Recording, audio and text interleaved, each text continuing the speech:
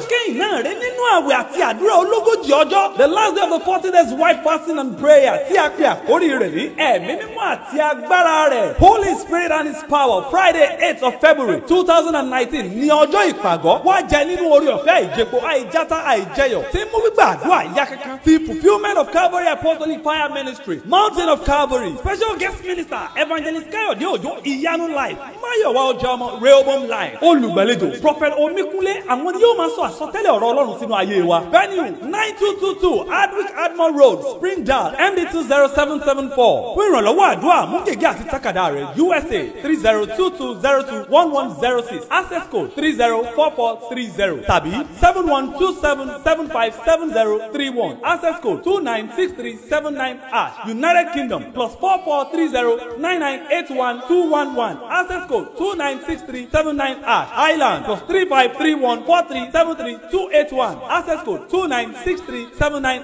Nigeria +23414405247 access code 296379 You can join us live on Facebook at Fulfillment of Calvary Apostolic Fire Ministry. For more information, call 240-899-5118. Má gbàgbé Bíbélì wípé irú iṣẹ́ àmì iṣẹ́ ìyanu yìí kò lè wáyé bí kò ṣe nípa àwẹ̀ àti àdúrà. Jesus awaits you. Jésù dúró dè ọ́. Ọlọ́run mi, ìwọ lójú tí mo fi. Ọlọ́run ti ṣèlérí pé yóò dára fún mi, èmi kò ní bẹ̀rù ìjì kankan, torí bàbá mi ló ń túkọ̀, yóò mú mi làjà dé èbúté ògo. Fulfillment of Calvary Apostolic Fire Ministry, Mountain of Calvary present Òru Aṣẹ́gun, Night of Victory, every Tuesday and Friday night, 9 p.m. EST, 2 a.m. Nigerian time. Ministering Prophet Kehinde Emmanuel Ola from Mountain of Golgotha, Efunalaye, Ekiti. Prophet Femi Israel John, bro. Pastor Tunde Bamigboye. Prophet Oluwafemi Omekunle, host. For more inquiries, call +124 08995118. Fulfillment of Calvary Prayer Line, USA 3022 021106. Access code 304430 or 7127757031. Access code 296379 United Kingdom +443309981211. Access code 296379 Ireland +3531437328 Access code 296379 Nigeria +23414405247 Access code 296379 Monday to Sunday 6 a.m. and 6 p.m. Tuesday night vigil 9 p.m. to 12 a.m. Friday night vigil 9 p.m. to 12 a.m. Sundays 10 a.m. and 6 p.m. Come to Mountain of Calvary, where fulfillment is guaranteed.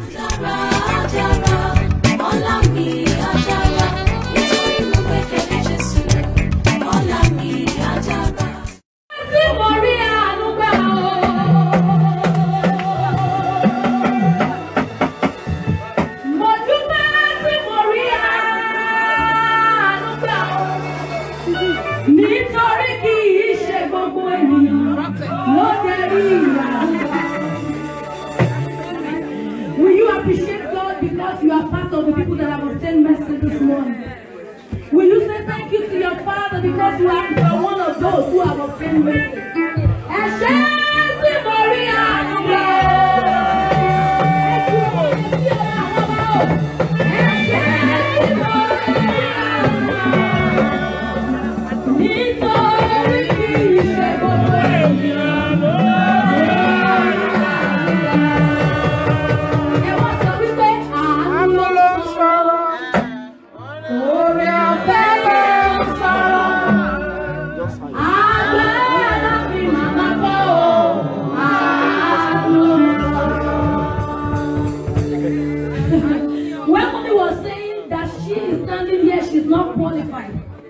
But the Lord called her to qualify her.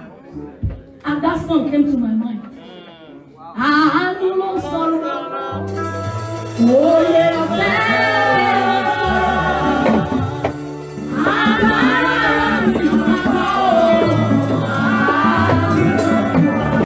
the Bible says it is of the Lord's mercy that we have not been consumed, because His compassion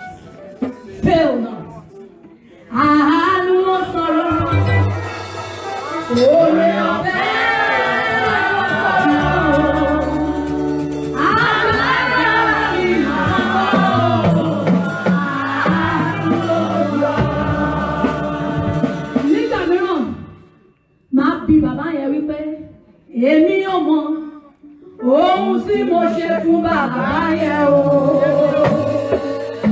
Èmi ò mọ̀ ohun tí mo ṣe fún bàbá yẹn o. Tó fi rà mí lọ́lá, tó fi gbèjà mi ga, tó fi yá mi lọ́lá, tó fi gbèjà mi ga. Ẹ pariwo pé èmi ò mọ̀ ohun tí mo ṣe fún bàbá yẹn o. Àbí wọn mọ nǹkan tó ṣe ni? If you give the whole world, the whole of your possession to God, it is not still enough. It is of the Lord's mercy that we are not consumed. Father, we celebrate you. Hallelujah. Ohun tí mo ṣe fún bàbá yẹn o.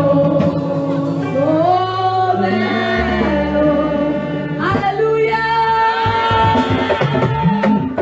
Lord, you are so good. Lord, you are kind. Lord, you are wonderful. My God, you are excellent. Oh Lord, you are so good. You are so good.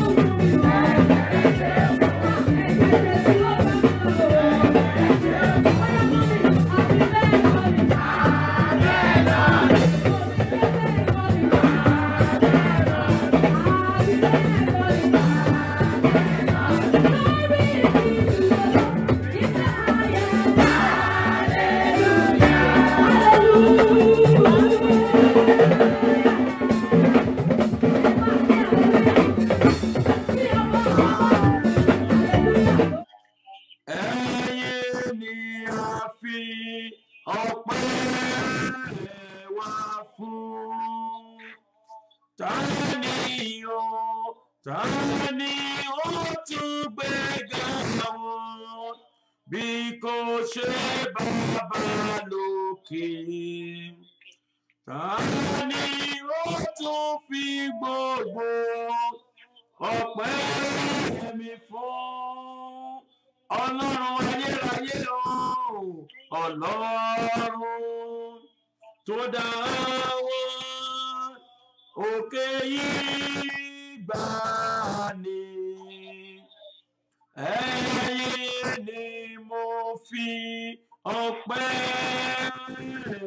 mi fún. Ọlọ́run ayérayé gbé ọ̀gá yẹn lógo fún orí ọ̀fẹ́. Àdúpẹ́ fún àánú tí a rí gbà láti mọ ìparí oṣù kìíní. Àṣẹ ni ọba àwọn ọba, Ọlọ́run àwọn Ọlọ́run. Ẹ̀mẹ́mẹ́mẹ́ ṣé o fún àánú tí a rí gbà ní àṣálẹ́ yìí. Ọlọ́run gbogbo àgbáyé, torí pé wọ́n ní ọpẹ́ àti ìyìn yẹ, ìwọ ni ògo yẹ, ọba aládé àlàáfíà. Ọlọ́run àwọn Ọlọ́run, ẹ̀mẹ́mẹ́mẹ́ ṣé. Ẹ jẹ́ ká máa dúpẹ́ fún orí ọ̀fẹ́. Ẹ jẹ́ ká máa dúpẹ́ fún àánú tí èmi àti ẹ rí gbà ní àṣálẹ́ yìí. Ẹ jẹ́ ká máa dúpẹ́ fún ọwọ́ agbára rẹ̀. Ọlọ́run ẹ ṣeun, ẹ̀mẹ́mẹ́mẹ́ ṣé o, kìnnú ẹ̀yà Júdà. Ọlọ́run gbogbo àgbáyé, ẹni tó pa wọ́n nínú ewu, ẹni tó dáàbò rẹ̀ bò wá, ẹni tó jẹ́ kí ipa yóò ká èmi àti ẹ. Ọlọ́run ẹ mà ṣe. Ọ̀pọ̀ ènìyàn ló ti kọjá lọ, ọ̀pọ̀ ènìyàn ló ti kú, ló ti ṣègbé. Màmá yẹn dúpẹ́ lọ́wọ́ Ọlọ́run ipò ọmọjú òní, ẹ̀mẹ́mẹ́mẹ́ ṣeun. Jésù ẹ mà ṣe. Ọlọ́run gbogbo àgbáyé, ògo ni fún orúkọ rẹ̀. Jésù Olúwa wa, àmín. Bí èmi àti ẹ ṣe fẹ́ wọnú oṣù kejì báyìí, mo gbàdúrà fún ọ ní orúkọ Jésù ti Násárẹ́tì, ní orúkọ ẹ̀mẹ́mẹ́mọ́ kókóró ẹ ní agbára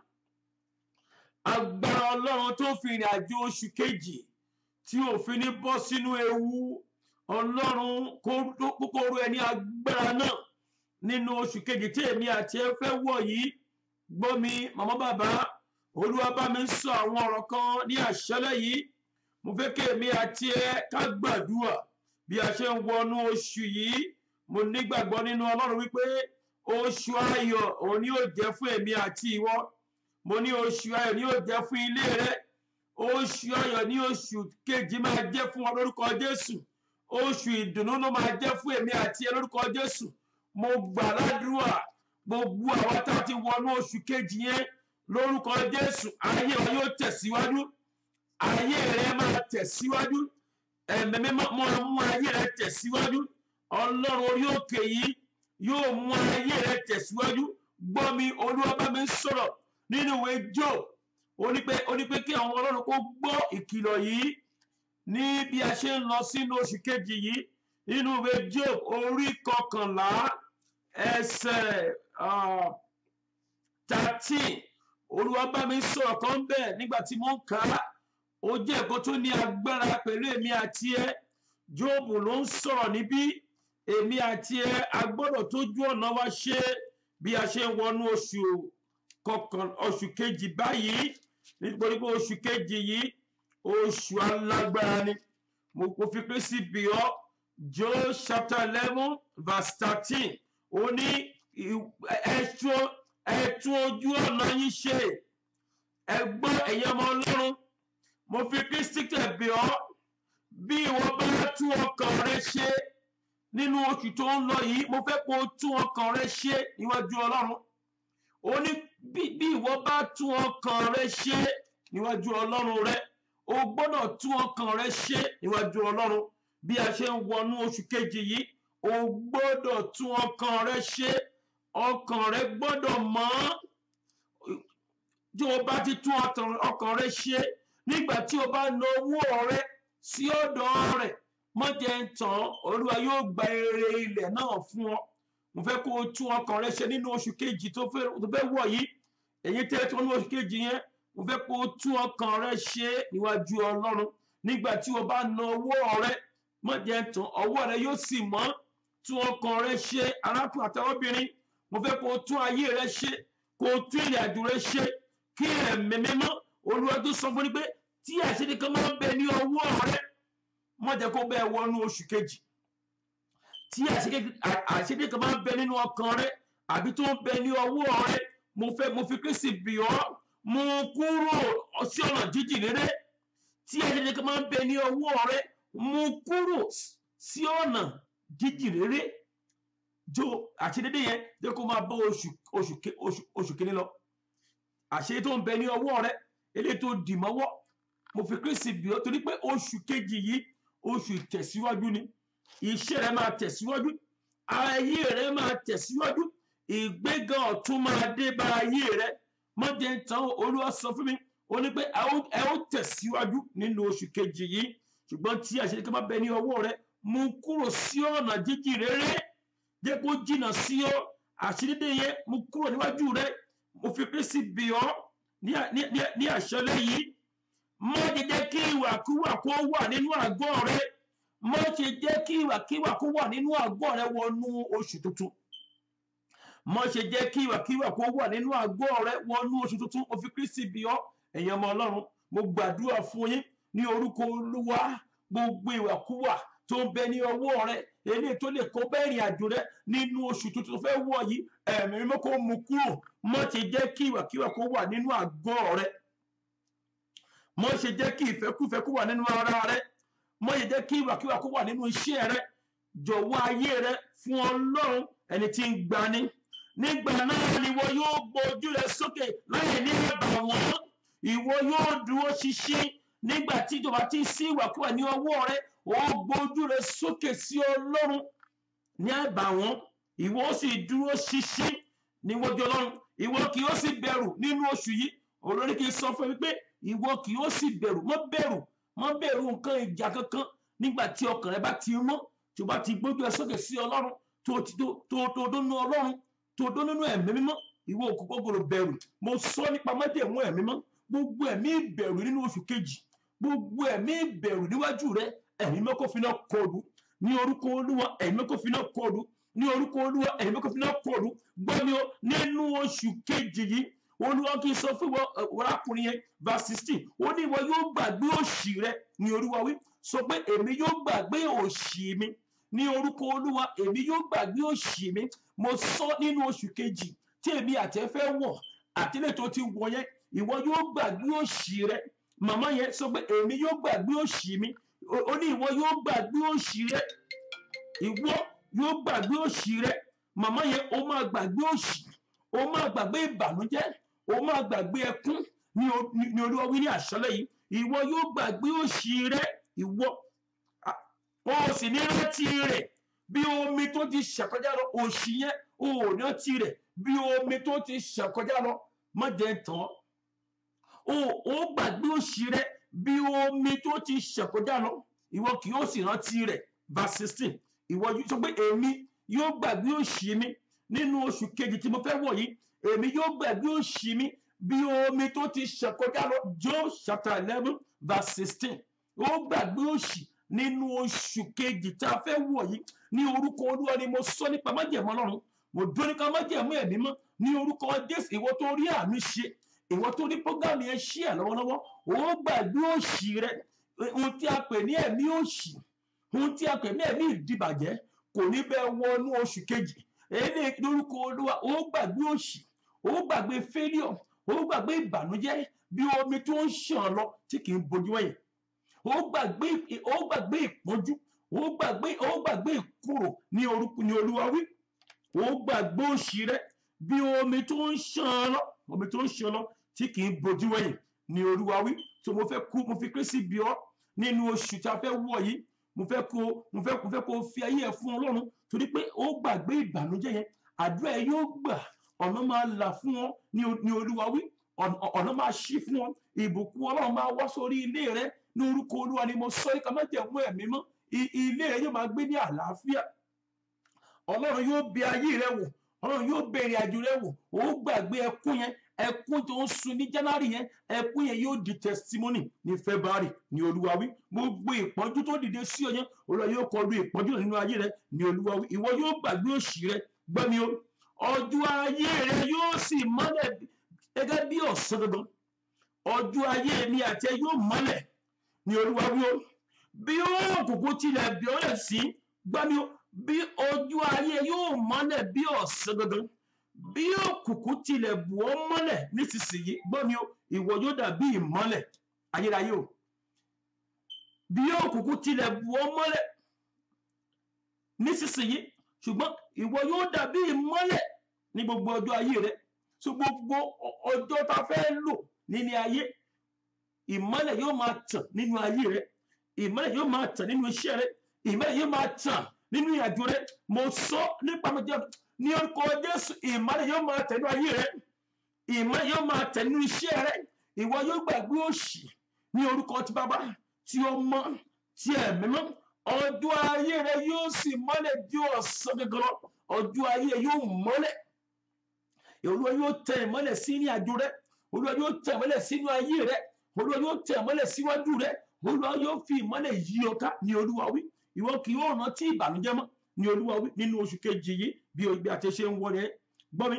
bí òkùnkùn títí ẹ̀ ṣe ẹ̀bọ́ bẹ̀ nísìnyí o ìwọ yóò dàbí òwúrọ̀ ní o ò ní rìn nínú òkùnkùn mọ́ iṣẹ́ rẹ kò ní rìn nínú òkùnkùn mọ́ ọjọ́ ayé rẹ kò ní rìn nínú òkùnkùn mọ́ gbogbo òkùnkùn tí wọ́n fi ń bọ́ jà yẹn ẹ̀mí mọ́ yóò kọlu òkùnkùn náà gbogbo májẹ̀mú òkùnkùn eléyìí tí wọ́n fi ń ṣẹ́ lọ́gbẹ́ gbogbo ìpàdé òkùnkùn eléyìí tó fi ń fìyà jẹ ọ́ Olúwa yóò kọlu ìpàdé òkùnkùn nínú ayé rẹ ní Olúwa wí ọjọ́ ayé rẹ yóò dàbí ìmọ́lẹ̀ gbogbo ọjọ́ ayé rẹ ìmọ́lẹ̀ yóò máa tàn ní ara rẹ ìmọ́lẹ̀ rẹ yóò tàn yí ọ ká nínú oṣù kejì yẹn tí a fẹ́ wọ̀ yìí ọ̀nà yóò là fún yín olóore áńgẹ́lì olóore yóò wọ orí áńgẹ́lì olùwọ̀n yóò wọ orí fún gbogbo èyí tẹ́ rí àmì ṣe èyí tẹ́ rí prógámì ẹ ṣí ẹ̀ lọ́wọ́lọ́wọ́ mo ní áńgẹ́lì olùwọ̀lọ́wọ́ pàtàkì tí ayé yín nílò mo sọ nípa májẹ̀mú Ọlọ́run mo ní ó máa wọ ayé yín rí áńgẹ́lì ẹ̀mí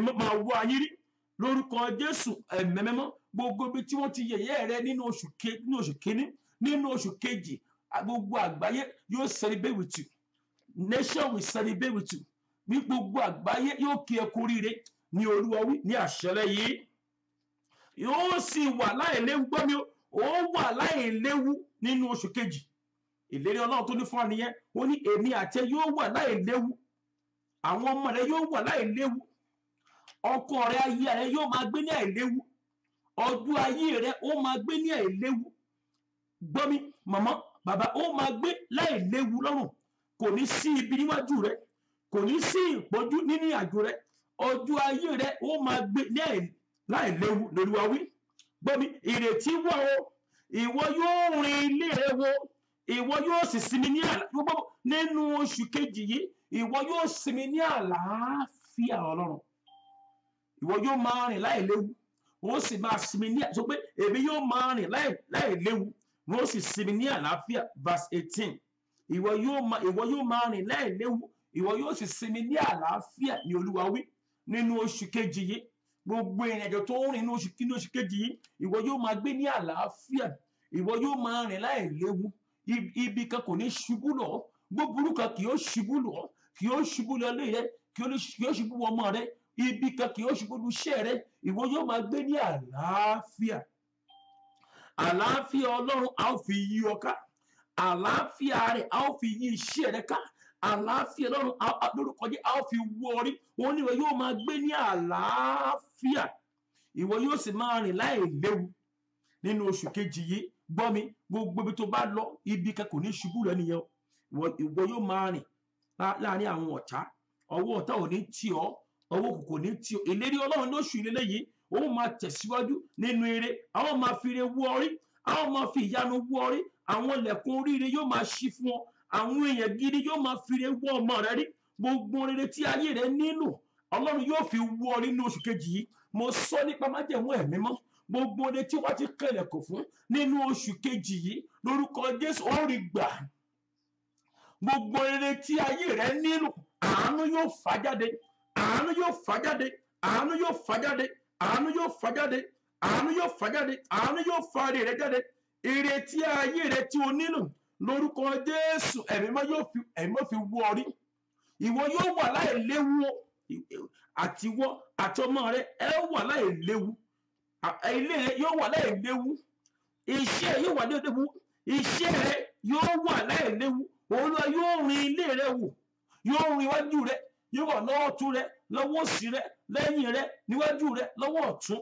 Olúwa yóò yí ọ ká ìwọ yóò wà láìléwu ní orúkọ Olúwa nínú oṣù kejì yìí ewu burúkú kò ní ṣubú lù ọ́ ìbànújẹ́ kò ní wọnú ilé rẹ ẹkún kò ní wọnú iṣẹ́ rẹ ó wúlò fún Ọlọ́run áńgẹ́lì Ọlọ́run yóò máa múni wá fún yín áńgẹ́lì rẹ̀ yóò yí ọ ká ní Olúwa wí ìwọ yóò wà láìléwu ìwọ yóò wà láìláfíà ìwọ yóò dùbúlẹ̀ nígbà tí o bá dùbúlẹ̀ gbọ́ mi o verse 19 nígbà tí o bá dùbúlẹ̀ kò ní sẹ́yìn tó bá dẹ́rù bọ́ lójú rẹ nínú oṣù kejì yìí nígbà tó bá dùbúlẹ̀ kì yóò sí ẹni kankan tí ó dẹ́rù bọ́ lójú oorun rẹ ẹni tó bá ní kó fẹ́ dẹ́rù bọ́ lójú oorun ẹ̀mí mọ́ yóò lù pa ẹnikẹ́ni pàdé ó fẹ́ dẹ́rù bọ́ lójú oorun mo ní ẹ̀mí mọ́ yóò lù pa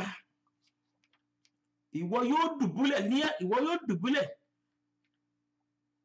kò sí ẹni kankan tí ó dẹ́rù bọ́ nígbà tó bá sùn ní gbogbo oṣù yìí àlá burúkú kankan ò ní ńlá nínú oṣù yìí àlá ibi ò ní ńlá nínú oṣù kejì tó fẹ́ wọ̀ yẹn ní orúkọ Olúwa ìwọ yóò máa rìn ní àlàáfíà nígbà tó bá dùbúlẹ̀ nígbà tó bá sùn ibi kan kò ní wọlé rẹ ọfà kan kò ní bọ̀ ọ́ nígbà tó bá dùbúlẹ̀ lójú oorun rẹ lórúkọ Jésù àwọn tí ń jẹ ara ènìyàn àwọn tí ń mú ẹ̀jẹ̀ ènìyàn wọn ò ní mú ẹ̀jẹ̀ rẹ ò ní ṣe é mú orí rẹ ò ní gbàbọ̀dẹ̀ ọmọ rẹ ò ní kú ọfà ikú ò ní bọ̀ ọ́ nígbà tí o bá dùbúlẹ̀ ìwọ yóò wà ní àlàáfíà èrò kankan kì yóò bọ̀ ọ́ ẹnikẹ́ni wọn ò fẹ́ dẹ́rù bọ̀ ọ́ kó fara gba ẹ̀dá lọ́rùn ẹnikẹ́ni wọn ò fẹ́ bẹ̀ ọ́ lójú oorun kí ìbínú mẹ́ta lọ́kọ́ kó dé bá gbogbo ẹnikẹ́ni wọn ò fẹ́ náwó bí sí ọ lójú oorun lórúkọ Olúwa ẹ̀mí mi kò ṣàní ọgbẹ́ ìwọ yóò máa gbé ní àlàáfíà o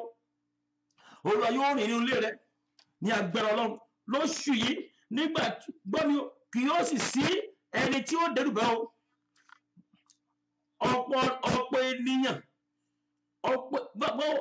ọ̀pọ̀ ènìyàn yóò máa wọ́ ojú rere mi lóṣù yìí verse 20 Job 11 verse 20 lóṣù yìí tó fẹ́ wọ̀ yẹn tó ti wọ̀ yẹn ọ̀pọ̀ ènìyàn yóò máa wọ́ ojú rere mi thousand millions ọ̀pọ̀ ènìyàn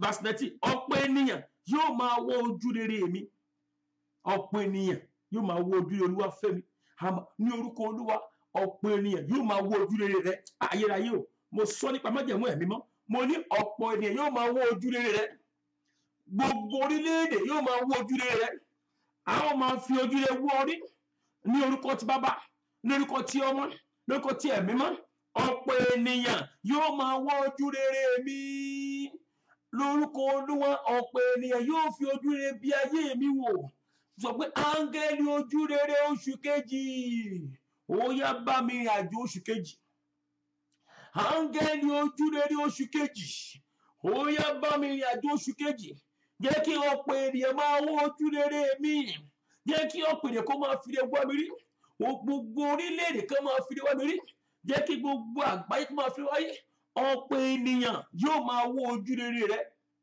bẹ́ẹ̀ ni olówó yóò máa wọ́ ojú rere rẹ òyìnbó èèyàn dúdú yóò máa wọ́ ojú rere rẹ lórúkọ Olúwa nínú oṣù kejì yìí ọ̀pọ̀ ènìyàn yóò máa wọ́ ojú rere mi ní Olúwa wí nínú oṣù kejì yìí ọ̀rọ̀ àṣẹ jáde láti ẹnu mi ọ̀pọ̀ ènìyàn thousands millions trillions of people yóò fi ojú rere wọ́ orí ọ̀pọ̀ ènìyàn yóò máa wọ́ ojú rere mi sọ pé ọ̀pọ̀ ènìyàn yóò máa wọ́ ojú rere mi àwọn fi ojú rere wá mi rí àwọn fi ojú rere wá mi rí àwọn fi ojú rere wá mi rí àwọn fi ojú rere wá mi rí nínú oṣù kejì yìí ọ̀pọ̀ ènìyàn yóò máa wọ́ ojú rere àwọn ọmọ mi ọ̀pọ̀ ènìyàn yóò máa wọ́ ojú rere mi gbọ́ mi press yóò máa wọ́ ojú rere mi orílẹ̀-èdè àwọn ọba àwọn ìjòyè àwọn president America yóò máa wọ́ ojú rere mi mọ́tẹ́ntọ́ gbogbo àgbáyé worldwide ó máa wọ́ ojú rere mi ní Olúwa wí nínú oṣù yìí Olúwa fẹ́ wọ́ ojú rere rẹ àwọn ènìyàn yóò wọ́ ojú rere rẹ wọ́n wá sí ire yóò wọ́ ọkàn lÓlúwa wí ire yóò wọ́ ilé rẹ kàn nínú oṣù kejì Thousands will look for you. Millions will look for you. Àwọn ènìyàn yóò wọ orí fún eré nínú oṣù kejì tí èmi àti ẹ̀fẹ́ wọ̀ yìí. Sọ pé ọ̀pọ̀ ènìyàn yóò máa wá ojú rere mi ní Olúwa wí o. Thousands will look for you. Thousands will look for you. Àwọn ènìyàn gidi yóò wọ orí. Ọba àti ìjòyè yóò wọ orí. Ọ̀pọ̀ ènìyàn yóò nínú oṣù yìí wọ́n fẹ́ gbóhùn rẹ̀. Wọ́n fẹ́ ràn ẹ́ lọ́wọ́. Ènìyàn yóò ràn ẹ́ lọ́wọ́. Nínú oṣù yìí áńgẹ́lì yóò ràn ẹ́ lọ́wọ́. Nínú oṣù yìí áńgẹ́lì ìbùkún yóò ràn ọ́ lọ́wọ́. Sọ pé áńgẹ́lì ìbùkún, áńgẹ́lì ojúrere bá mi rìn àjò oṣù kejì. Áńgẹ́lì ìbùkún, áńgẹ́lì ojúrere bá mi rìn àjò oṣù kejì. Áńgẹ́lì ìbùkún, áńgẹ́lì ojúrere mo dàlù ọ́ ní orúkọ Olúwa. Ọ̀pọ̀ ènìyàn yóò máa wọ ojúrere Olúwafẹ́mi. Sọ pé ọ̀pọ̀ ènìyàn yóò máa wọ ojúrere àwọn ọmọ mi. Ọ̀pọ̀ ènìyàn yóò máa wọ ojúrere orí òkè Kábárì. Ọ̀pọ̀ ènìyàn yóò máa wọ ojúrere ní gbogbo àgbáyé. Wọ́n ní ọ̀pọ̀ ènìyàn yóò máa wọ ojúrere rẹ̀ nínú oṣù kejì yìí. Àwọn ènìyàn gidi ni ó tí ayé rẹ̀ nílò. Àwọn ènìyàn gidi yóò máa wọ ojúrere rẹ̀ ní orúkọ Baba tí Ọmọ tí Ẹ̀mí Mímọ́. Gbọ́ mi o, ṣùgbọ́n ọ̀pọ̀ ènìyàn yóò máa wọ ojú rẹ̀, ṣùgbọ́n ojú ènìyàn kéèyàn yóò mọ́fo. Gbọ́ mi, ojú ènìyàn burúkú yóò mọ́fo lórí ayé rẹ̀ nínú oṣù kejì yìí. Mo sọ gẹ́gẹ́ bí ikọ̀ Ọlọ́run, ojú ènìyàn burúkú, ojú ènìyàn kéèyàn yóò mọ́fo. Ojú ènìyàn kéèyàn yóò mọ́fo ní orí wa bí. Sọ pé nínú oṣù kejì yìí, gbogbo àwọn tó dójú lé mi wọ́n máa mọ́fo ni. Ojú ènìyàn kéèyàn yóò sì mọ́fo lórí ọ̀rọ̀ ayé mi, ṣùgbọ́n ojú ènìyàn kéèyàn yóò sì mọ́fo. Sọ pé ojú ènìyàn kéèyàn yóò mọ́fo lórí ọ̀rọ̀ ayé mi. Ó sọ̀rọ̀. Sọ pé ojú ènìyàn kéèyàn yóò mọ́fo lórí ọ̀rọ̀ ayé mi.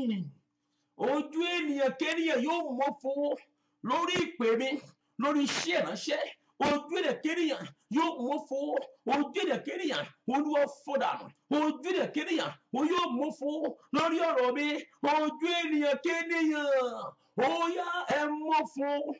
Ojú ènìyàn kéèyàn ẹ mọ́fo lórí ọ̀rọ̀ mi. Ojú ènìyàn kéèyàn ó yẹ kó mọ́fo. Ọ̀pọ̀ ènìyàn yóò máa wọ ojú rere mi. Ojú ènìyàn kéèyàn ó yá kó mọ́fo, kó mọ́fo, kó mọ́fo, kó mọ́fo. Ojú ènìyàn kéèyàn mo ní kó mọ́fo lórí ọ̀rọ̀ mi ní, lórí ọ̀rọ̀ iṣẹ́ mi ní. Ojú ènìyàn kéèyàn kó mọ́fo ní orúkọ ti Bàbá ti Ọmọ ti Ẹ̀mí Mímọ́. Ògo ni fún orúkọ rẹ̀ Jésù Olúwa wa. Àmín. Ẹnìkan bẹnu àdúrà yìí, ẹni tó dójú lé ọ, ojú ọ yóò mọ́fo. Ìwọ tó rí àmì ṣe, mo ní ojú ènìyàn nínú ayé yóò mọ́fo. Àwọn tó dójú lé ọmọ rẹ wọ́n máa mọ́fo nínú oṣù kejì yìí. Sọ pé ojú ènìyàn kéèyàn yóò mọ́fo. Ojú ènìyàn kéèyàn yóò mọ́fo. Gbọ́, ọ̀pọ̀ ènìyàn á máa wọ ojú rẹ, ṣùgbọ́n ojú ènìyàn kéèyàn wọ́n máa mọ́fo ní Olúwa wí. Ọ̀pọ̀ ènìyàn yóò máa wọ ojú rere àwọn ọmọ rẹ. Wọ́n máa wọ ojú rere rẹ. Àwọn ọba ẹ̀tì yóò máa wọ ojú rere àwọn ènìyàn, ṣùgbọ́n ojú ènìyàn kéèyàn yóò mọ́fo ní. Nígbà tí ọ̀pọ̀ ènìyàn bá ti ń wọ ojú rere, àwọn ènìyàn kéèyàn, àwọn èkà ènìyàn, àwọn abiyamọ òkùnkùn ní orúkọ Olúwa nínú oṣù yìí wọ́n máa mọ́fo. Nínú oṣù kejì yìí wọ́n máa mọ́fo. Sọ pé ní orúkọ Olúwa ojú ènìyàn kéèyàn lórí ògo mi ó yá ẹ̀mí jẹ́ mọ́fo. Ojú ènìyàn kéèyàn lórí iṣẹ́ mi Olúwa jẹ́ mọ́fo. Ojú ènìyàn, ṣùgbọ́n ojú ènìyàn kéèyàn yóò sì mọ́fo. Job chapter 11 verse 20. Ṣùgbọ́n ojú ènìyàn kéèyàn yóò sì mọ́fo nínú ayé mi. Ojú ayé mìíràn ayé tó ti mọ́tò mi, ojú wọn máa mọ́fo ní orúkọ Olúwa. Lórí iṣẹ́ rẹ wọ́n máa mọ́fo ní. Nínú ilé rẹ wọ́n máa mọ́fo ní. Ojú ènìyàn kéèyàn. Sọ pé ojú ènìyàn kéèyàn Olúwa jẹ́ mọ́fo ní Olúwa wí nínú oṣù kejì yìí. Ojú ayé máa mọ́fo. Ojú ọ̀tá máa mọ́fo. O ò ní kú nínú oṣù yìí. Iṣẹ́ rẹ ò ní kú. Ayé rẹ ò ní kú. Lórúkọ Olúwa àwọn ọmọ yìí ò ní kú nínú oṣù kejì yìí. Ojú ènìyàn kéèyàn wọ́n máa mọ́fo lórí ọ̀rọ̀ ayé mi ní, lórí ògo mi ní.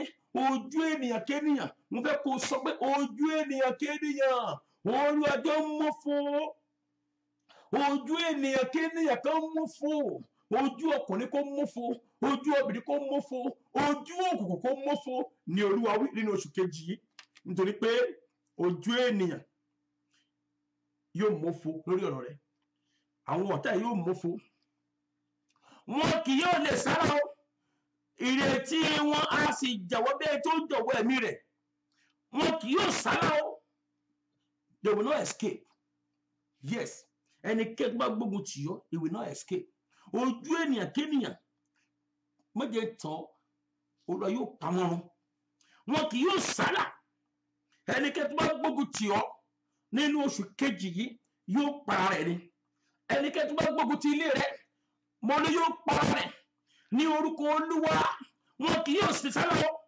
ìrètí wọn á sì dàbẹ́ tó jọ̀wọ́ ẹ̀mí rẹ̀ ìrètí ó máa já sí òfo ni ìrètí ọ̀tá lórí ayé mi sọ pé ìrètí ọ̀tá lórí àwọn ọmọ mi Olúwa jẹ́ mọ̀fọ̀ ìrètí ọ̀tá lórí ayé mi nínú oṣù kejì yìí Olúwa jẹ́ mọ̀fọ̀ ìrètí ọ̀tá lórí ayé mi nínú oṣù kejì yìí Olúwa jẹ́ mọ̀fọ̀ ìrètí òkùnkùn lórí oṣù nínú ayé mi nínú oṣù kejì yìí Olúwa jẹ́ mọ̀fọ̀ ìrètí ọ̀tá lórí àwọn ọmọ mi lórí iṣẹ́ mi ní ìrètí ọ̀tá nínú ilé mi ní Olúwa jẹ́ mọ̀fọ̀ ìrètí ayé nínú ìyàdó mi ní Olúwa jẹ́ mọ̀fọ̀ ìrètí ayé Olúwa jẹ́ mọ̀fọ̀ ojú ènìyàn kéèyàn wọ́n sì mọ̀fọ̀ wọn kì yóò lè sá they will not escape gbogbo ìrètí wọn yóò mọ̀fọ̀ ni yóò dàbí ẹ tó jọ wọ ẹ̀mí rẹ̀ wọ́n para wọn ni gbogbo ojú ènìyàn nínú oṣù yìí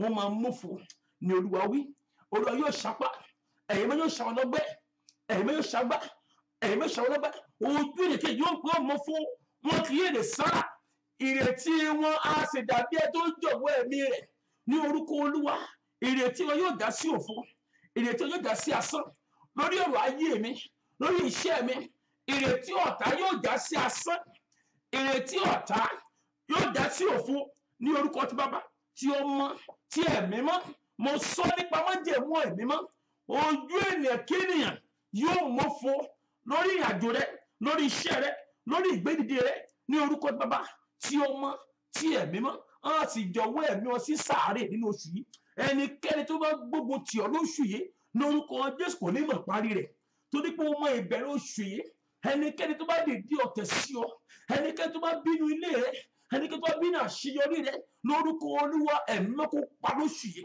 ojú ènìyàn kéèyàn yóò sì mọ̀fọ̀ ilẹ̀kùn àlọ́wọ́ yóò ṣí fún yín ilẹ̀kùn àánú yóò ṣí fún yín ilẹ̀kùn ìgbéga yóò ṣí fún yín nínú oṣù yìí ò ní sun ẹkún nínú oṣù yìí ò ní rí ìdààmú nínú oṣù yìí ọ̀nà yóò là fún ọ ó di aṣẹ́gun ò ní wọ ẹ̀wọ̀n ní orúkọ Olúwa ò ní wọ ẹ̀wọ̀n iṣẹ́ rẹ ò ní wọ ẹ̀wọ̀n ọmọ rẹ ò ní wọ ẹ̀wọ̀n ayé rẹ kò ní wọ ẹ̀wọ̀n Ọlọ́run má jẹ́ ìmúdókè kó dúró tì yín nínú oṣù yìí ọ̀nà kó là fún yín ọ̀nà kó ṣí fún yín kẹ́ ẹ rí ìrànlọ́wọ́ Ọlọ́run kẹ́ ẹ rí ojú rere Ọlọ́run kí ọkàn yín kó balẹ̀ ojú ènìyàn kéèyàn yóò sì mọ̀fọ̀ lórí ọ̀rọ̀ rẹ gbogbo ilẹ̀kùn tó bá kàn lóṣù yìí ilẹ̀kùn yẹn yóò ṣí gbogbo ilẹ̀kùn tó bá kàn lóṣù yìí Ọlọ́run yóò ṣí ilẹ̀kùn náà Ẹ̀yin Mọ́ kó ṣí ilẹ̀kùn náà ayọ̀ ìdùnnú kó wọnú ayé yín ìbùkún ọ̀run kó wọnú ayé yín lóṣù yìí gbogbo tẹ́ bá ti lé ọwọ́ yín kó tẹ̀ lórúkọ ọwọ́ yín kó tẹ̀ ọwọ́ yín kó tẹ̀rẹ̀ ọwọ́ ẹ̀ kó tẹ̀rẹ̀ ọwọ́ ẹ̀ kó tẹ̀rẹ̀ ọwọ́ ẹ̀ kó tẹ̀rẹ̀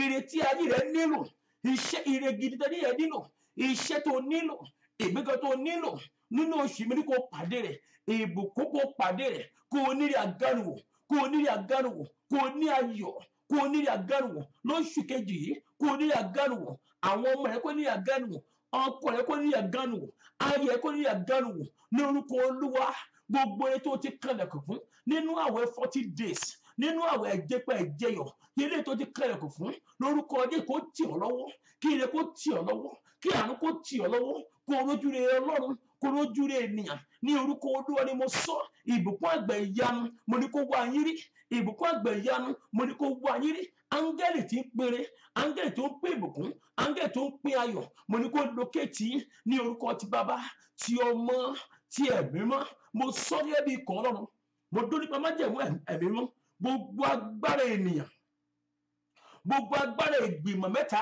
lórí ayé rẹ̀ ìgbìmọ̀ ẹ̀mí mọ́ ó yẹ kó kọlu ìgbìmọ̀ mẹ́ta lórí ayé rẹ̀ gbogbo iṣẹ́ awo iṣẹ́ òkùnkùn iṣẹ́ àwọn àjẹ́ lórúkọ Olúwa kó mú fo nínú oṣù yìí kó ní àkójọ nínú oṣù yìí ọ̀nà kó là lórúkọ Jésù kó ní ẹ̀rí ńlá kí ẹ̀mí mọ́ kó ṣínà fún ọ kí Ọlọ́run kó dá ìbùkún lò yẹn lórúkọ Olúwa ó yẹ kí ẹ dẹ ní ìbùkún ní orúkọ Olúwa kí ẹ dẹ ní ìbùkún olódàbí gíta gbèsè tí odò tí ó ń so èso ẹ ní àkókò tirẹ̀ ewé kì ó sì rẹ̀ rà gbogbo tẹ bá ń dáwọ́ lóṣù yìí kó máa ní àṣeyọrí gbogbo tẹ ń dáwọ́ lóṣù yìí kẹ́ ẹ ní àṣeyọrí kẹ́ ẹ ní àṣeyọrí kẹ́ ẹ ní àṣeyọrí kẹ́ ẹ ní àṣeyọrí kẹ́ ẹ ní ìrànlọ́wọ́ kẹ́ ẹ dẹ ní ìbùkún kẹ́ ẹ ní ìrànlọ́wọ́ òru ẹ̀wọ̀n ọmọ ìlú ọmọ ẹ̀wọ̀n lórúkọ Jésù ogun ẹjọ́ Ọlọ́run kó fagilé ogun ẹ̀wọ̀n Olúwa kó fagilé ní orúkọ Olúwa Ọlọ́run kó ṣẹ́gun fún yín Ọlọ́run kó jà fún yín ẹ̀mí mọ́ kó jà fún yín níwájú yín kí Ọlọ́run kó jà fún yín lẹ́yìn kí Ọlọ́run kó jà fún yín kí Ọlọ́run kó dáàbò bò yín ní orúkọ Olúwa ò ní sọkún lóṣù yìí àwọn ọmọ rẹ ò ní sọkún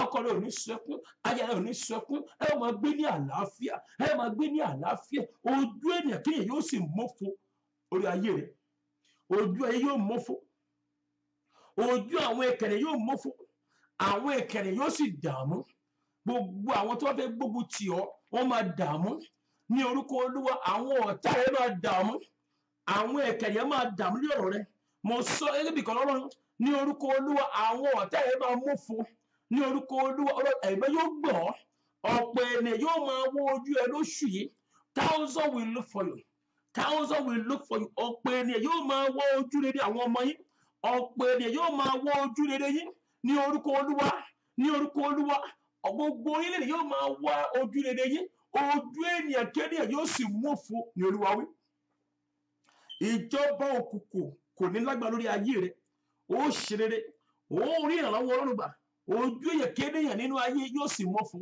ògo ni forúkọ rẹ mo gbàdúrà lóṣù yìí ire oṣù yìí Ọlọ́run kò fi wọ orí àánú kó fún ẹ ní ire oṣù yìí ayọ̀dẹ̀ fún yín ire oṣù yìí àtẹ̀mí àti ẹ ayọ̀dẹ̀ fún wa ìbùkún oṣù yìí ìgbéga oṣù yìí dà ìbùkún oṣù yìí dà ìgbéga oṣù yìí dà ní orúkọ Olúwa ayọ̀dẹ̀ fún ọ mo sọ gẹ́gẹ́ bí ìkọ́ Ọlọ́run ìgbéga oṣù yìí ire oṣù yìí ìwọ la fi fún ní orúkọ Olúwa àtẹ̀mí àti ẹ la fi fún àánú oṣù yìí ó rí gbà lóṣù yìí gangan ilẹ̀kùn ìrànlọ́wọ́ yóò ṣí ilẹ̀kùn ojú yóò ṣí ilẹ̀kùn àánú yóò ṣí a ó fi bẹ̀ ọ́ wò a ó fi ìyanu bẹ̀ ọ́ wò gbogbo tó bá dá lóṣù yóò yọrí sí rere ní orúkọ ti bàbá ní orúkọ ti ọmọ ò ní wọnú ìdè ò ní wọnú ẹ̀wọ̀n ọmọ ẹ̀ ò ní wọnú ìdè ọkọ ẹ̀ ò ní wọnú ìdè ìdá yóò ní fi dì ọ́ lójú àlá alẹ́ bí ò ní ṣẹ́ iṣẹ́ ò ní bọ́ lọ́wọ́ rẹ̀ ò ní lu ẹ̀wọ̀n ó rà ánú gbà ogun ẹjọ́ ogun ásídẹ́ǹtì Olúwa kó fagilé ogun ikú lé nìkankan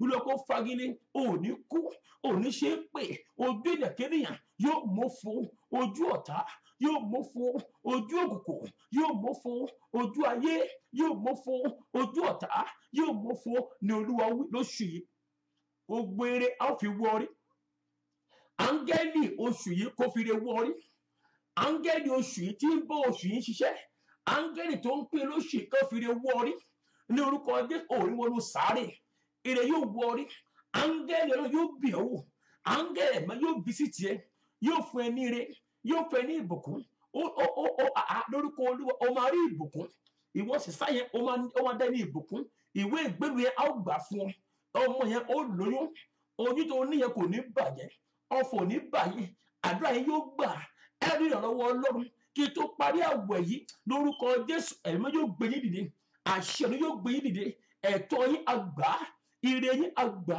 ìbùkún yín àgbà ìyanu yín àgbà ní Olúwa wí mo sọ gẹ́gẹ́ bí ìkọ́ Ọlọ́run mo dórí pa májẹ̀mú lóṣù yìí ní orúkọ Olúwa oṣù yìí gangan kò ní ẹ̀rí ní orúkọ Olúwa ká tó parí àwẹ̀ yìí ní ọjọ́ kẹjọ ní ọjọ́ kẹsàn-án ní orúkọ Olúwa ọ̀rọ̀ rẹ kó já sí ọpẹ́ ní orúkọ Olúwa mo ní kó ní ẹ̀rí kó ní ẹ̀rí kó ní ẹ̀rí kó ní ẹ̀rí kó ní ẹ̀rí kó ní ẹ̀rí kó ní ẹ̀rí ẹ̀mí mímọ́ kó fẹ́ ní ẹ̀rí ẹ̀mí mímọ́ kó fẹ́ ní ẹ̀rí ẹ̀mí mímọ́ kó ṣílẹ̀kùn ẹ̀rí fún ọ gbogbo àkọsílẹ̀ burúkú eléyìí tí ọ̀tá ti kọ nínú òkùnkùn nítorí ayé rẹ Ọlọ́run kó fagilé gbogbo àkọsílẹ̀ ibi ní orúkọ Olúwa àṣírí kó fagilé gbogbo àkọsílẹ̀ gbèsè ẹ̀rí mọ́ kó fagilé lórúkọ Jésù ẹ̀rí mọ́ kó fagilé kó pàdé ìrànlọ́wọ́ kó pàdé olùrànlọ́wọ́ olùrànlọ́wọ́ kó wọ orí ó ti rí bẹ́ẹ̀ o ní ojú oorun lójú àlá ẹ̀mí mọ́ kó bẹ́ẹ̀ sọ̀rọ̀ kó rí ìfara ẹ̀mí mọ́ kí ọlọ́run kó bá yín sọ̀rọ̀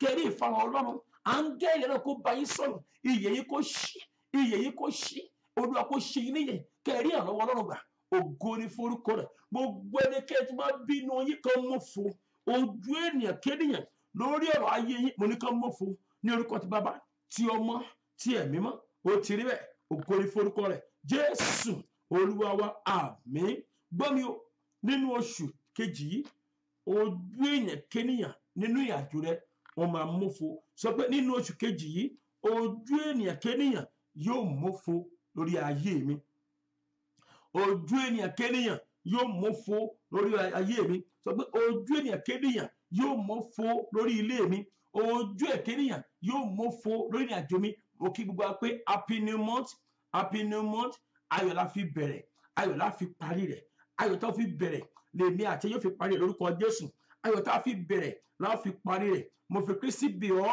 ní orúkọ olúwa gbọ́ mi o nínú oṣù kejì yìí tí èmi àti ẹ wọ̀ yìí mo fi kristi bì ọ́ mo fẹ́ kó rìn pẹ̀lú ọlọ́run mo fẹ́ kó rìn pẹ̀lú ẹ̀mí mímọ́ gbọ́ mi o mo fi kristi bì ọ́ ọlọ́run nìkan ló lè ṣe tú ọkàn rẹ ṣe nínú oṣù yìí nínú ìwé Jóòbù yẹn orí 11 verse 13 ó ní tí o bá tú ọkàn rẹ ṣe tó o sì nawọ́ rẹ sí ọ̀dọ̀ rẹ̀ nínú oṣù yìí o máa gba ire tí o bá nawọ́ ẹ sí ọ̀dọ̀ Ọlọ́run tó o ti tú ọkàn rẹ ṣe gbogbo rẹ tó o bá fẹ́ lóṣù yìí bàbá mi wípé òun yóò fi fún wa so mo fẹ́ kó o tú ọkàn rẹ ṣe níwájú Ọlọ́run tí o bá tú ọkàn rẹ ṣe tí o bá sì nawọ́ rẹ sí ọ̀dọ̀ rẹ̀ yóò sì fún ní gbogbo rẹ tí èmi àti ẹ ń fẹ́ nínú oṣù yìí tún ọkàn rẹ ṣe fún Ọlọ́run Job chapter 11 verse 13 ó ní tí wọ́n bá tú ọkàn rẹ ṣe tí o bá sì na ọwọ́ rẹ sí ọ̀dọ̀ rẹ̀ yóò sì yọ̀ǹda ire tí ayé rẹ nílò mo fi ké síbi ọ́ tú ọkàn rẹ ṣe tú ayé rẹ ṣe níwájú Ọlọ́run bọ́ Ọlọ́run rìnrìn Ọlọ́run yóò ṣe láti gbà ọ́ ṣe láti ṣe nǹkan ńlá fún ọ ṣe láti dáhùn àdúrà rẹ má padà sí jìbìtì tú ọkàn rẹ ṣe my sister my brother tú ọkàn rẹ ṣe níwájú Ọlọ́run bá Ọlọ́run rìn òun nìkan ló lè ṣe fààyè gba Kristi nínú ayé rẹ fààyè gba Jésù nínú ọkàn rẹ tú ọkàn rẹ ṣe òun nìkan ló lè jà fún ọ òun nìkan ló lè gbé ọ níjà wọ́n jẹ́ ń tọ́ wàá rí ogun yẹn lò ire yẹn máa tì ọ́ lọ́wọ́ ìyanu yẹn máa farahàn olùrànlọ́wọ́ yẹn máa dìde fún ọ tún ọkàn rẹ ṣe kí àdúrà ẹ kó lè gbà nígbà tí o bá na ọwọ́ rẹ wà á rí pé Olúwa yóò gbọ́ ọ lórí wa wí nígbà tó bá nawọ́ sí lóṣù yìí lórúkọ Jésù ọwọ́ ẹ yóò tẹ̀ gbogbo tó béèrè lóṣù yìí ẹ̀mí mọ́ yóò fi wú ọ rí gbogbo tó nílò lóṣù yìí ẹ̀mí mọ́ yóò fi wú ọ rí tó bá ti tú ọkàn rẹ ṣe ni o tó bá ti tú ojú ọ̀nà ṣe lọ́jọ́ Ọlọ́run gbogbo retí ayé rẹ nílò pàápàá ní bàbá mi sọ pé òun yóò yọ̀ǹda ẹ̀ fún wa nínú oṣù yìí tó mo fi ké sí bí ọ bí o ṣe lọ nínú oṣù yìí bá Ọlọ́run rìn tú ọkàn rẹ ṣe níwájú Ọlọ́run bá ẹ̀mí mímọ́ rìn òun nìkan ló lè ṣe é òun nìkan ló lè tùnú òun nìkan ní aládé àlàáfíà òun nìkan ní tó lè ṣe nǹkan ìyanu tí èmi àti ẹ ń fẹ́ mo fi Kristi bí ọ bàbá tú ọkàn rẹ ṣe níwájú Ọlọ́run màmá yẹn tú ọkàn rẹ ṣe jẹ́ kí ọkàn rẹ kó mọ́ jẹ́ kí ayé rẹ kó gbà níwájú Ọlọ́run nìkan ló lè ṣe nǹkan ìyanu Ọlọ́run nìkan ló lè ṣe ohun tí ayé rẹ nílò yẹn mo fi Kristi bì ọ́ mo fi Jésù bì ọ́ Ọlọ́run mi nìkan ló lè ṣe o máa rìn pẹ̀lú Ọlọ́run nínú àyà pípé máa rìn pẹ̀lú ọgbọ́n àti ìmọ̀ máa rìn tó bá tọ̀ Ọlọ́run wá Ọlọ́run yóò ṣèké ya fún ọ tó bá rìn pẹ̀lú Ọlọ́run òun kì yóò gbé ohun búburú síwájú rẹ kì yóò gbé ohun búburú síwájú rẹ síwájú àwọn ọmọ rẹ síwájú ọkàn rẹ kò yóò gbé ohun búburú síwájú rẹ tó bá pẹ̀lú Ọlọ́run ni o lóṣù kejì yìí rìn pẹ̀lú Ọlọ́run jẹ́ kí ọkàn rẹ kó mọ́ jẹ́ kí ọwọ́ rẹ kó mọ́ bá Ọlọ́run rìn tún ojú ọ̀nà rẹ ṣe Psalm 101 tún ọ̀nà rẹ ṣe wájú Ọlọ́run my sister my brother tún ọ̀nà rẹ ṣe bá Ọlọ́run ìrìn àjò òun nìkan ló lè gbọ́ òun nìkan ló lè tún ayé rẹ ṣe. Bọ́ Ọlọ́run ni pẹ̀lú àyà pípé, èmi kì yóò gbọ́n verse 3, èmi kì yóò gbọ́n búburú síwájú mi. Ó kórìíra àwọn tó yapa, gbọ́ mi o, ó kórìíra àwọn tí ó yapa ìlànà rẹ̀. Má ṣe yapa o, èmi kì yóò gbọ́n búburú síwájú rẹ o. Ó kórìíra àwọn tí ó yapa, àwọn tó má yapa, mọ́ pa sí jìbìtì. Bàbá mi kórìíra àwọn tó yapa, ó kórìíra àwọn oníṣẹ́ ẹ̀ṣẹ̀, ó kórìíra àwọn tó forí balẹ̀ fún èrè, ó kórìíra wọn. Má ṣe kó lójú ọ̀nà Ọlọ́run. Mo fi Kristi bì ọ́, bá Ọlọ́run rìn pẹ̀lú àyà pípé, bá Ọlọ́run rìn. Èmi kì yóò gbọ́n fún ṣáájú rẹ̀. Èmi kórìíra nípa iṣẹ́ àwọn tó yapa, kì yóò sọmọ́ mi o. Àwọn tó yapa, èmi kórìíra wọn. Psalm 101 verse 3. Èmi kórìíra àwọn tí ó yapa. Iṣẹ́ wọn, Olúwa kórìíra wọn. Ìrìnàjò wọn, Olúwa kórìíra wọn. Má ṣe yapa kó jẹ́ Ọlọ́run. Má yapa kó lójú tí sí, kì yóò fara mọ́ Olúwa. Mo fi Kristi bì ọ́, èmi kì yóò mọ ènìyàn búburú o. Olúwa sọ pé òun kì yóò mọ ènìyàn búburú. Ṣé ènìyàn búburú ni ọ́? Tún ọ̀nà rẹ ṣe wájú Ọlọ́run, tún iṣẹ́ ṣe wájú Ọlọ́run kí abẹ́ kó lè gbà. Olúwa kórìíra àwọn ènìyàn tó yapa kó lójú ọ̀nà rẹ̀, tí wọ́n wá ìrànlọ́ sí jìbìtì. Lóṣù yìí má ṣe wá ìrànlọ́ sí jìbìtì, máa ké pe Jésù olùgbàlà, òun nìkan ló lè ṣe é. Ó kórìíra àwọn tó yapa. Bàbá mi kórìíra àwọn tó yapa, àwọn tó fìfẹ́ kò fẹ́ ara wọn, àwọn tó wọ́wọ́ òjijì, àwọn tó wà lọ́wọ́ òjijì. Bàbá mi kórìíra wọn.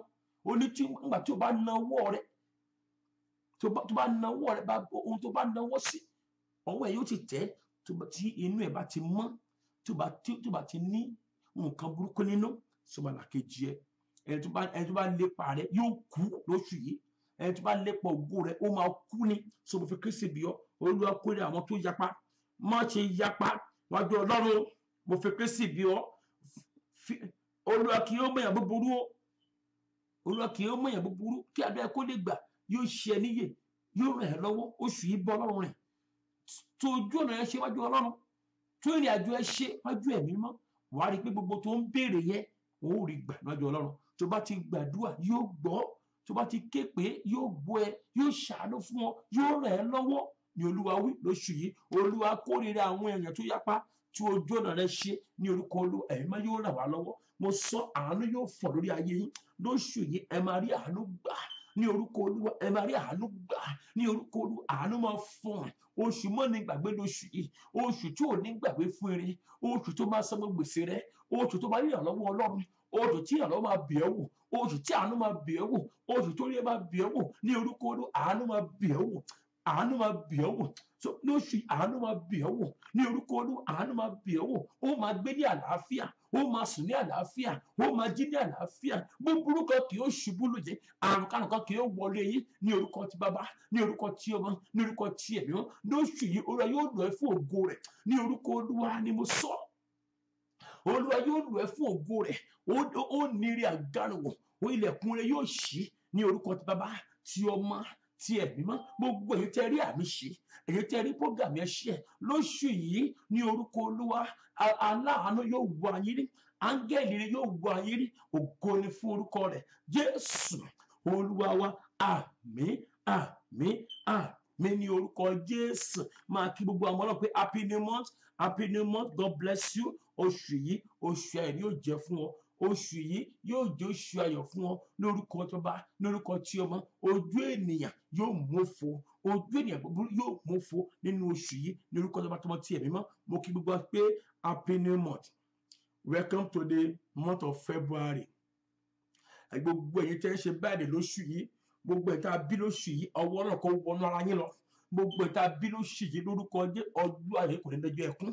Gbogbo ẹ̀ta bí lóṣù yìí, mo kí gbogbo yín happy birthday. Mo gbàdúrà fún yín, ọjọ́ ayọ̀ yín kò ní lọ́jọ́ ẹkún.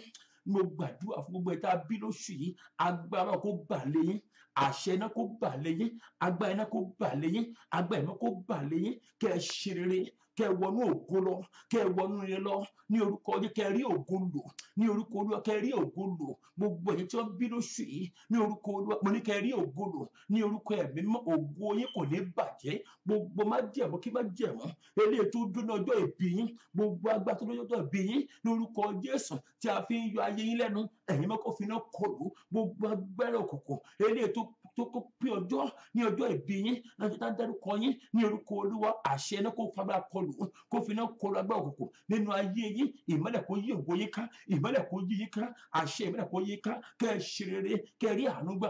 Ó ti rí bẹ́ẹ̀, ògo ni forúkọ rẹ̀ Jésù Olúwa wa. Àmín àmín àmín ní orúkọ Jésù. Tá máa bí ẹ ní oṣù yìí, mo kí ẹ kú happy new month. Máa display ààrẹ tí máa bẹ ní oṣù yìí. Ìwọ tó bí ní February, mo kí ẹ pé happy new month, happy new month, happy new month to my son Ayomide. My son was born this month. Happy new month to my son. God bless you. Happy new month to all you guys. I want to be lóṣù yìí. Happy new month. Happy new month. Happy birthday. Happy new month to you guys. God bless you. God bless. Happy new month. Happy birthday. Happy new month. Happy birthday. On the 1st. Happy new month. Happy birthday. God bless you. Happy new month to you. Happy birthday. God bless you. It is well with you. It is well with you. It is well with you. It is well with you. Ní agbẹ́ Ọlọ́run, ní aago mẹ́fà ní òwúrọ̀ yìí, good morning Holy Spirit. A ó pàdé nínú àdúrà yìí ní agbẹ́ Ọlọ́run. Èmi ní ìgbàgbọ́ pé oṣù yìí, oṣù ayọ̀ ló máa jẹ́ fún yín. Oṣù yìí yóò jẹ́ oṣù ayọ̀ fún yín àti ilé yín àti àwọn ọmọ yín àti ọkọ yín àti aya yín lórúkọ Olúwa. Oṣù yìí yóò jẹ́ oṣù ìbùkún fún yín ní orúkọ ti Baba, ti Ọmọ, ti Ẹ̀mí Mímọ́. Ó ti rí bẹ́ẹ̀, ògo ni forúkọ rẹ̀ Jésù Olúwa wa. Àmín. Ẹ má ṣe gbàgbé ní agbára Ọlọ́run, ní agbára Ẹ̀mí Mímọ́, ìṣòro kan ń bọ̀ ní alẹ́ òní fún ìpàdé àwọn ọkùnrin ní CAC Àgbàlá Àtúrà. Mo fi Kristi bẹ̀ wá, ẹ̀yin mọ̀mọ́ ẹ bá mi tí àwọn bàbá jáde kí wọ́n gbàdúrà. Mo wà nínú àwẹ̀ àìjẹpa àìjẹyọ̀, ẹ jẹ́ ká jẹ́ gbàdúrà àwọn ọkùnrin, akíkanjú ọkùnrin. Mo fi Kristi bẹ̀ wá, ẹ jẹ́ ká wá sínú ìpàdé àdúrà yẹn ní CAC Àgbàlá Àtúrà ní Maryland níbí ní agbára Ọlọ́run. A ó gbàdúrà yẹn fún àwọn ọkùnrin. Àwọn ọkùnrin dẹ̀ rí, a ó dẹ̀ rí ògo lórúkọ Jésù. Mo sọ lórúkọ Jésù, àwọn ọkùnrin máa rí ògo lò. Àwọn ọkùnrin máa rí ògo lò. Gbogbo ògo wa tí ayé ti gbé lọ ní orúkọ Jésù, mo ní a máa rí ògo lò. Mo ní a máa rí ògo lò. Ẹ má ṣe gbàgbé ìpàdé àdúrà tó ń bọ̀ ní next week Friday ní Maryland náà fún àdúrà wa tí a ń gbà lọ́wọ́. Àdúrà 40 days yẹn, olú ẹni ká kóra jọ ká gbàdúrà yẹn bá ti ń bọ̀. Gbogbo pocket group yẹn, agbo àdúrà rẹ máa mú bọ̀ nínú àdúrà yẹn. Prayer request yẹn máa mú bọ̀. Gbogbo ẹ̀yin special people yẹn tí mo ti send nǹkan kan sí, tí o ti receive any text from me, make sure you contact me tonight. Make sure you text me tonight, and I will give you the text, the instruction from the Lord for you to do. It's very important. All the prayer people on this mountain, make sure you text me. So I didn't receive any text from me. Make sure you text me, and mo máa fún ẹ ní instruction àwọn nǹkan tó máa ṣe, and they don't share it to anybody. Instructions don't share with nobody. Do it with your family alone. Má gbé ògo ẹ fẹ́ lómi o. Tó bá ti share pẹ̀lú lómi, o ti gbé ògo ẹ fẹ́ lómi nìyẹn. So gbọ́ mi, so don't share with nobody. It's for you, and don't share with nobody. Tó bá ti share pẹ̀lú lómi yẹn, o ti gbé ògo rẹ, o ti gbé fẹ́ lómi nìyẹn. So don't share with nobody, and the Lord will bless you, and the Lord will be with you in the mighty name of Jesus. Lóṣù yìí ẹ máa ní ẹ̀rí. Mo ní lóṣù yìí ẹ ó ní ẹ̀rí. Lórúkọ Olúwa ẹ máa ní ẹ̀rí. Ẹ̀rí ńlá ó máa ní ẹ̀rí. Lórúkọ Olúwa àwọn ọmọ rẹ máa ní ẹ̀rí. Gbogbo ẹ̀yin tẹ́ ń wá iṣẹ́ lórí òkè yìí lóṣù yìí, ẹ̀yin yóò fún yín ní iṣẹ́ gidi. Ẹ̀yin tẹ́ ń wá ìwé ìgbóná lóṣù yìí, ẹ máa rí sí ayọ̀. Mo sọ gẹ́gẹ́ bí ikọ̀ Ọlọ́run. Mo ní lóṣù yìí ẹ máa rí sí ayọ̀. Ọlọ́run máa fún ilé sí ayọ̀. Ẹ̀yin ló máa fún ilé sí ayọ̀. Ẹ ò rí ìrànlọ́wọ́ Ẹ̀mí Mímọ́. Ẹ ò rí ojú rí Ọlọ́run. Ọkàn yín yóò sì balẹ̀. Gbogbo èyí tẹ́ ń bọ̀ fún program, Ọlọ́run kó dáàbò bò yín. Ọ̀fọ̀ ò ní bà yín. Ẹ ra àánú gbà ó. Ilẹ̀kùn àánú yóò ṣí. Ó ti rí bẹ́ẹ̀. Ògo ni forúkọ rẹ̀. Ibẹ̀ láti pín omi 40 days wa. Ibẹ̀ láti máa pín omi yẹn. Gbogbo tá ti gbàdúrà sí. Ibẹ̀ láti máa pín omi yẹn àti àwọn òróró wa. Ibẹ̀ láti máa pín fún yín. So máa bọ̀ pẹ̀lú ìgbàgbọ́. Ọlọ́run Calvary yóò ti ṣe agbára. Yóò náwó agbára. Àwọn instruction tí a ti post fún yín, fún nǹkan tẹ́ máa mú wá, wallet yẹ, credit card yẹ, àwọn ọgbẹ tó ti jẹ, ìwọ tó ti ń wá ìwé ìgbélú tó orílẹ̀ èdè máa bọ̀, ìwọ tí ọ̀nà ti dín máa bọ̀, ìwọ tó ní kọ́ọ̀kìs máa bọ̀, ìwọ tó ń dẹ́nu ẹṣẹ́ máa bọ̀, ẹ̀mí mímọ́ agbé òdìdé láti àtàgò 3 títí àgò 10 la máa fi gbàdúrà yẹn ní agbára Ọlọ́run kò fi Kristi bí wá ní on the 8th of February. On the 8th of February ní agbára Ọlọ́run ní ìlú Canada ní agbára Ọlọ́run March 8 and 9 ní ìlú Canada ẹ má gbàgbé ní agbára ẹ̀mí mọ́ ní ìlú Dublin March 28 and 29 ní ìlú London April 5 and 6 ní agbára Ọlọ́run Calvary yóò náwó agbára mo kí gbogbo yín pé happy new month all Calvary member, happy new month, God bless you, it is well with you. Oṣù yìí oṣù ayọ̀ ni, sọ pé oṣù yìí oṣù tẹ̀síwájú ni, oṣù yìí oṣù gbéga yóò jẹ́ fún mi, ògo ni fún mi. Make sure you pray for me, pray for the ministry and sow the seed of prayer to this message and sow the seed of prayer for me and pray for me and the Lord will answer your prayer as you do so. God bless you, it is well with you. Happy new month, hallelujah mẹ́ta, ògo rẹ̀ pẹ́tọ́ yá o, hallelujah, hallelujah, hallelujah, ògo. Happy new month, God bless you, it is well with you, love you, sweet dream, ìkọ̀kọ̀láòjì, happy new month, God bless you, sweet dream, God bless you. Ọlọ́run mi, ìwọ lójú tí mo fi ríran, ìwọ ní kọ́kọ́rọ́ tí mo fi ṣílẹ̀kùn, ìwọ lórin tí mo ń kọ́.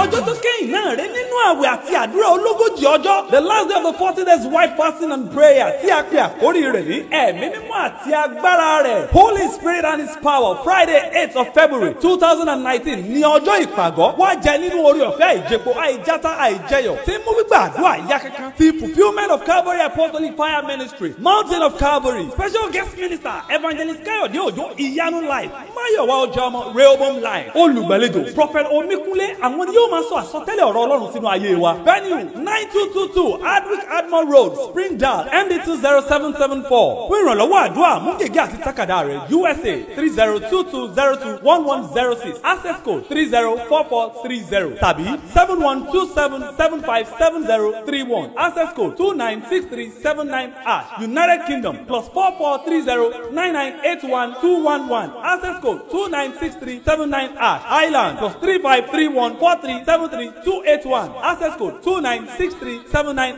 Nigeria +23414405247 access code 296379 You can join us live on Facebook at Fulfilment of Calvary Apostolic Fire Ministry. For more information, call 240-899-5118. Má gbàgbé Bíbélì wípé irú iṣẹ́ àmì iṣẹ́ ìyanu yìí kò lè wáyé bí kò ṣe nípa àwẹ̀ àti àdúrà. Jesus awaits you. Jésù dúró dè ọ́.